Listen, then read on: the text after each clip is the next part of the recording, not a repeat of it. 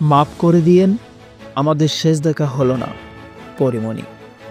না ফেরার দেশে পাড়ি জমিয়েছেন চিত্রনায়িকা পরিমণির প্রথম সিনেমা ভালোবাসার সীমাহীনের পরিচালক শাহ আলম মণ্ডল। শনিবার 23 নভেম্বর সন্ধ্যায় রাজধানীর একটি বেসরকারি হাসপাতালে চিকিৎসাধীন অবস্থায় মারা যান তিনি। নির্মাতার মৃত্যুর খবরটি নিশ্চিত করেছেন চিত্রনায়ক কায়েস আর্য। এদিকে প্রথম সিনেমার মৃত্যুতে শোকস্তব্ধ হয়ে সামাজিক যোগাযোগ মাধ্যমে আবেগঘন পোস্ট দিয়েছেন পরিমণি। রোববার 24 নভেম্বর নিজের ভেরিফাইড ফেসবুক পেজে নির্মাতার সঙ্গে একটি ছবি শেয়ার করে স্ট্যাটাস দিয়েছেন এই চিত্রনায়িকা।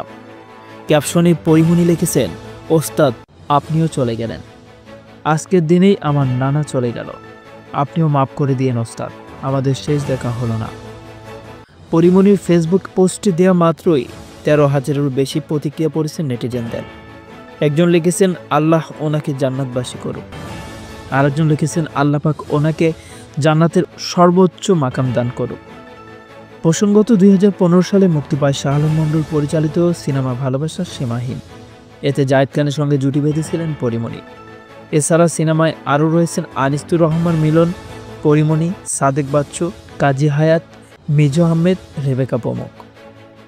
ছবি জঙ্গনের এ পর্যন্তই। পরবর্তী আপডেট পেতে আমাদের সাথেই থাকুন। ধন্যবাদ।